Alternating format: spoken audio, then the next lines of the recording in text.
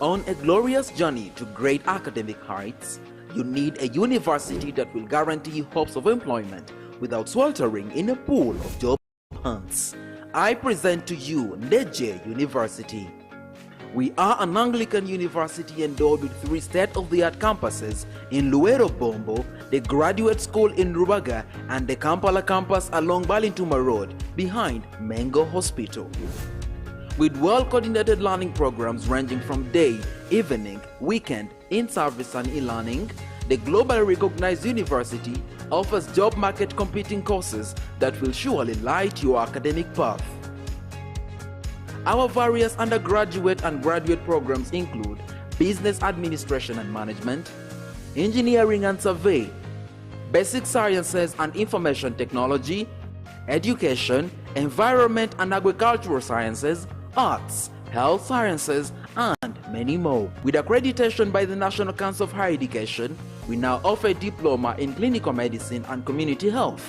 We as well take pride in some courses sponsored by the Higher Education Students Financing Board for a loan scheme that will not get you worried of tuition as you pursue your dream. Come ready for an academic adventure on great facilities of learning.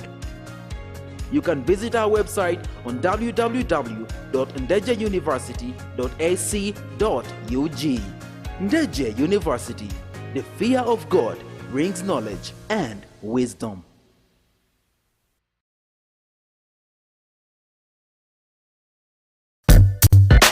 This week, I spray right after the planter because I'm not working my soil. I'm using no-till. So all this stuff which is lying here, sometimes when we plant, there is a new wheat which is already germinated. So I apply a Roundup.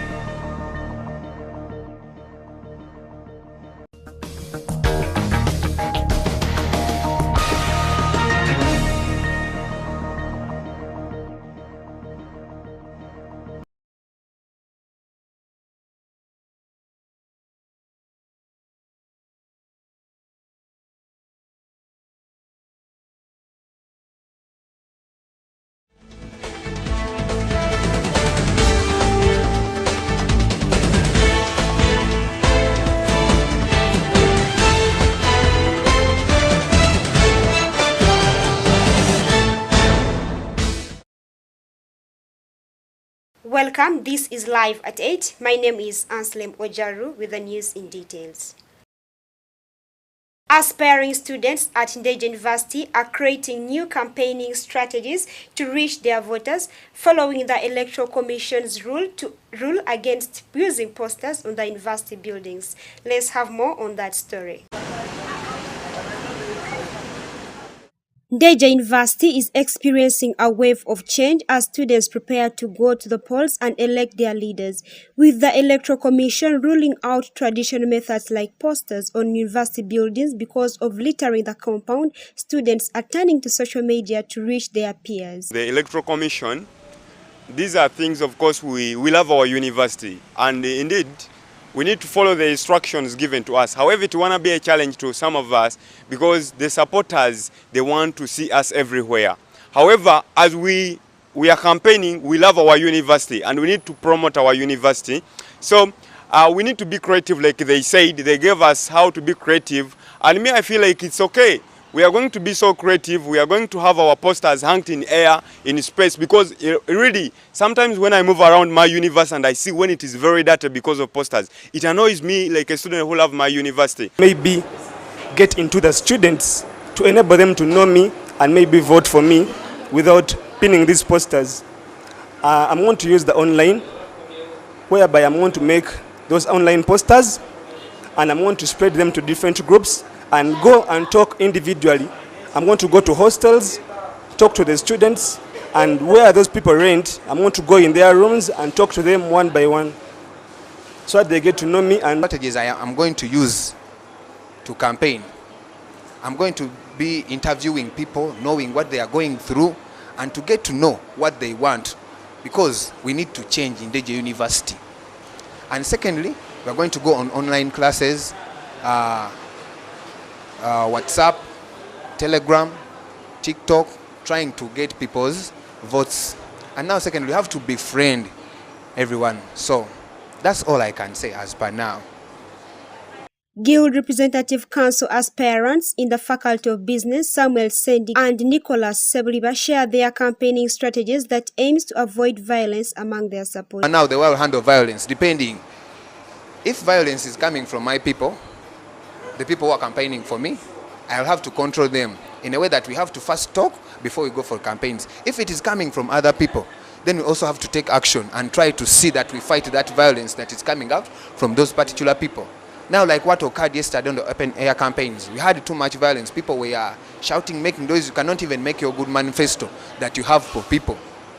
Now, like for example, I stepped in Ndejje University in my first year, not thinking that I'll be able to step up and become a good leader here.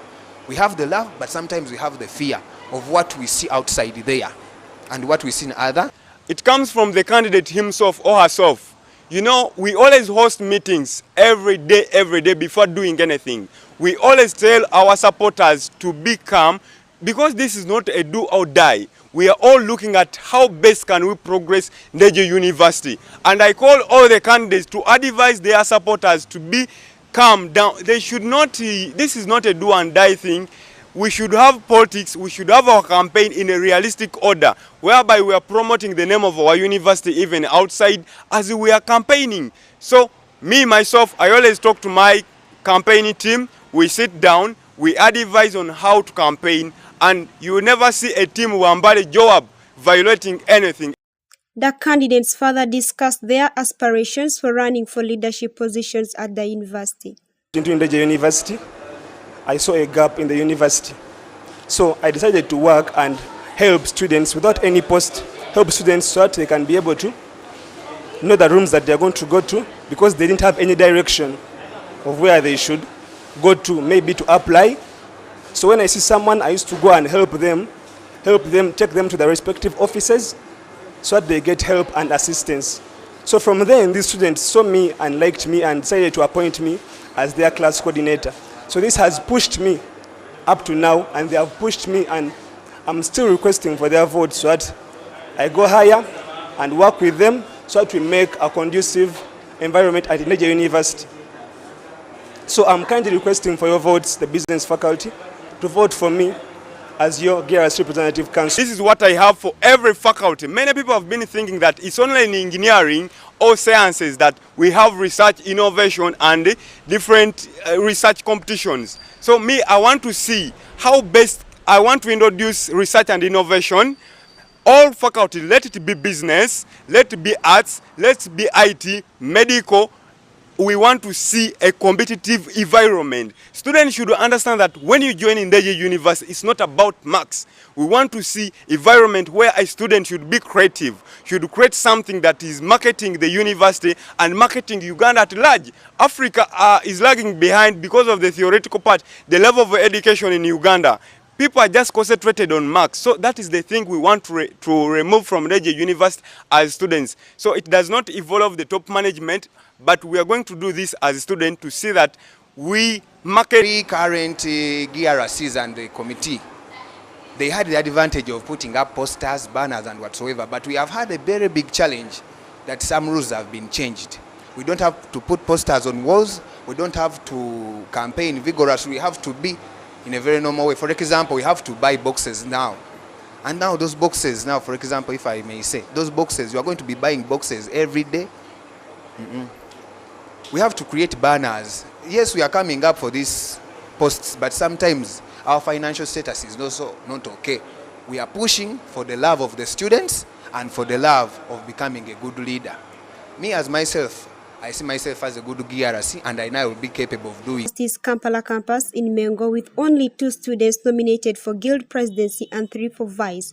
As the election approaches, students at Ndejje University are finding new and innovative ways to campaign and reach their voters. ANSLEM OJARU, live at 8.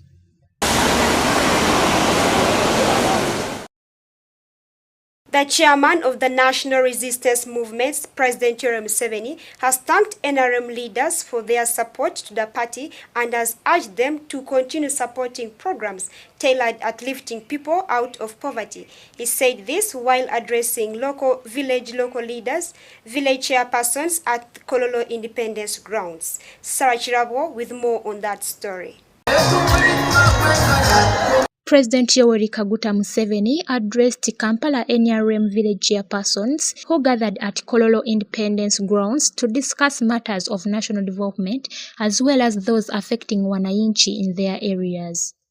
While commenting on some of the concerns raised by the leaders in their memorandum presented on their behalf by the NRM chairperson of Kawempe Division, President Museveni urged all members to understand the issue of public service and socio-economic transformation. The national chairperson first told leaders of the type of governance that existed during the colonial days that bred massive corruption through their bureaucracies, strengthening their resolve during the people's protracted struggle not to allow the wananchi themselves to elect their leaders. The president pointed out that a new challenge emerged of wages as the number of public servants increased, and yet funds were needed for the construction of roads, electricity, health facilities, and other social services. He said in the coming budget, the government will need over 50 trillion Ugandan shillings, and out of that, 8 trillion Ugandan shillings will be for wages. The president said that is the reason why the concept of leaders' circles was noted and deemed more appropriate and workable, because the government will be putting in some money for the current and past leaders to use, and it will act as their bank that will grow as more funds will be sent to the circles annually. President Museveni also welcomed the idea of providing wananchi with working spaces in the markets as well as the artisan groups. He added that the same will be done for the skilling centers that will be expanded. On education, the president said that more primary and secondary seed schools will be availed, but instead on affordable education through the schools, as boarding ones take more money on things that don't have any bearing to education, like feeding and sleeping, among others. On having a clean city, the president said garbage bins should be placed at every 200 meters within Kampala city. The national chairman of the NRM party, President Yoweri Museveni, pledged to meet all NRM leaders from all divisions separately to further discuss their concerns. The Secretary General of NRM, Honorable Richard Todong, expressed his gratitude for the support NRM supporters have for their national chairman, President Museveni. The Minister for Kampala, Hajjati Sakabanda, appreciated government's programs of Emyoga and parish development model, as well as the markets that have been provided to hawkers. Other leaders at the meeting included the Vice Secretary General of NRM, Honorable Rose Namayanja, the Director for Mobilization at the NRM Secretariat, Honorable Rosemary Seninde, as well as the senior official from the NRM Secretariat. Sarah Chirabo, live at 8. Thank you, Sarah. During the second National Early Childhood and Child Care Symposium in Kampala, the State Minister for Primary Education, Joyce Moriku Kadichu, urged education authorities and the public to work together to ensure apprehension of illegal school proprietors. Now, citizens have different says and reaction on this matter. Let's have more. According to the outcomes of the National Early Childhood Care and Education Symposium held in Kampala under the theme Mobilizing Collective Effort to Accelerate Access to Quality and Inclusive Early Childhood Care and Education, the government has ordered all district education officers and inspectors of schools to take action against illegal pre-primary learning centers across the country. Some residents in Kampala reacted by supporting the idea. I think the government is right in enforcing that because it's forcing someone, especially at that age, to go this early. Imagine someone going to school at 5.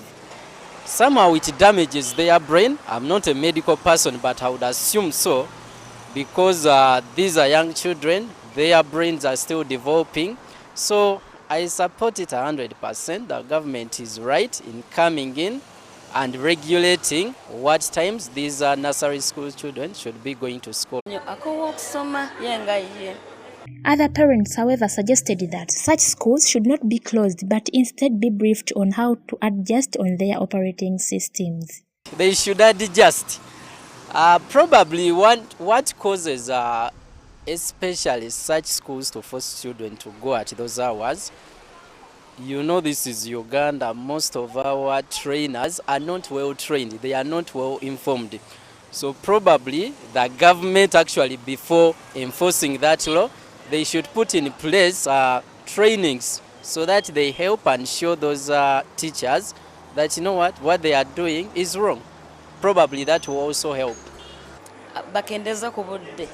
Abana bwe bakola ki bwe bagenda ku ssomero wakiri bagendenga ku ssaawa 2:2 sagala eggalewo masomero kubanga era gayambako ku ki ku baana tegalawo eyogere ne bannannyini masomero bakendezaako ku budde okusinga lwe bakeera ennyo ku 12 11 bakendezebwa ku budde abaana abo babe nga basobola okuzuukuka at least ssaawa emu at least kusaawa emu awo kale naye zino gye babakeeza 12 ssaawa 11 si kirungi kibakosa bambi abaana bafunamu n'endwadde pneumonia mu mpewo gye bakeeramu.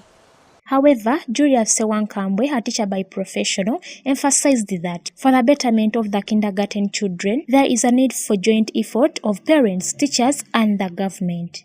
I would also like to push it to the parents. You know, in English, they say that necessity starts from home. So I think it is, yes, the teachers, those untrained teachers are responsible, but then also the parents. With the parents, we must be fully involved in monitoring our students' performance. I think if we do that, it is not only one party, for example, government, it is not only the role of the trainers, but then it also comes back to the parents, okay? So I think if all those third parties, they get involved, it will improve on our performance. According to the Ministry of Education and Sports, Uganda has around 28,208 kindergartens with only 4,123 registered. Sala Chirabo, live at 8. Put your hand here. And in sports, the National Volleyball League playoff for the 2022-2023 season are set to take place at Old Kampala Arena, and Ndejje Allies will be facing KCCA Volleyball Club as they aim to retain the women's Serie A title. Let's have more on that story.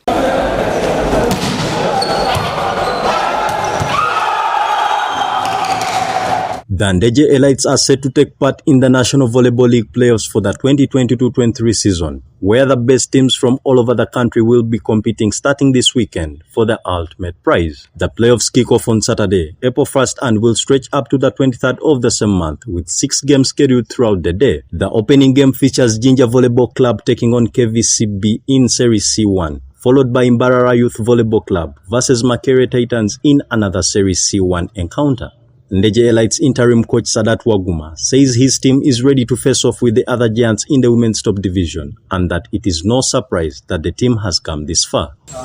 But the thing is, as I told you, the transition, even after the season or during the season, has always been a problem. like we had transfers, we had some players getting off during the tournament, I mean, the season. So doing within positively with that has always been a problem. But the good thing, these transitions came in time, and it has given us chance to do what. So BBC maybe they failed to recover from that transition after losing some key players, and then they failing to maintain the top four. For us, much as we lost some top key players, we maintained the form, but the other last transition is not that affected us. But at least I'm sure with God's will will come back. The afternoon session on Saturday begins with a Serie B ladies matchup between Uganda Christian University and Mbarara University of Science and Technology, followed by a Serie B clash between Gulu and Prisons. The evening session promises to be even more exciting, with Sportes taking on OBB in the Serie A ladies, while KVC battles OBB in the Serie A men. We are approaching our climax time, which heads us to playoffs. The league normally has came to an end last weekend. Now we are looking to challenge who is who, and we get the national champion in all series.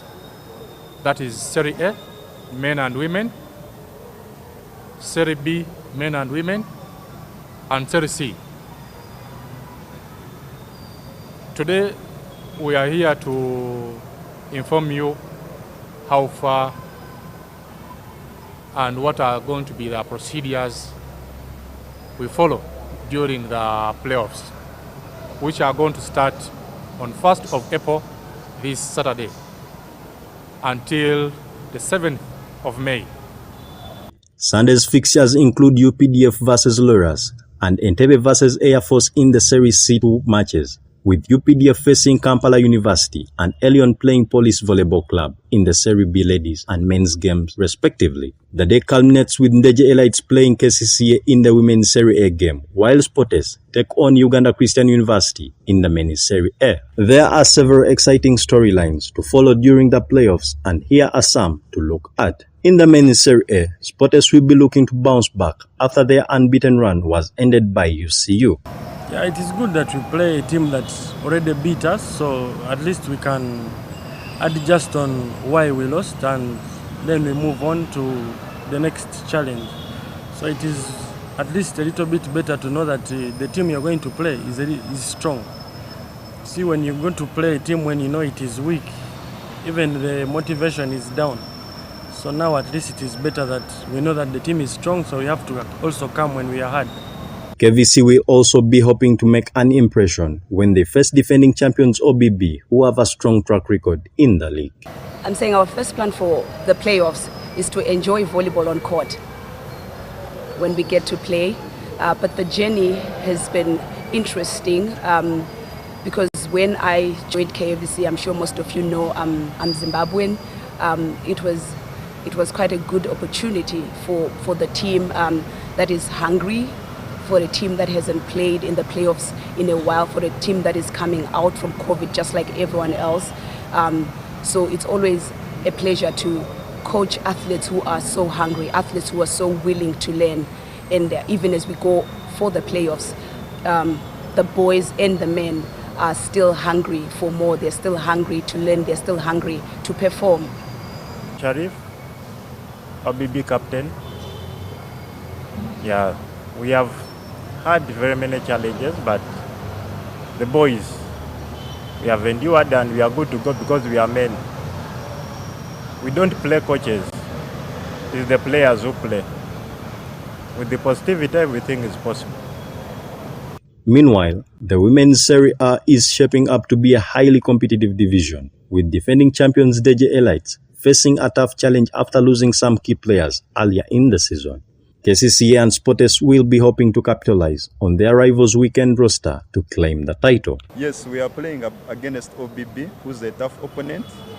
We lost to them in the National Club Champs, and it was a challenge that we took on, but they were much stronger than us during that period of time.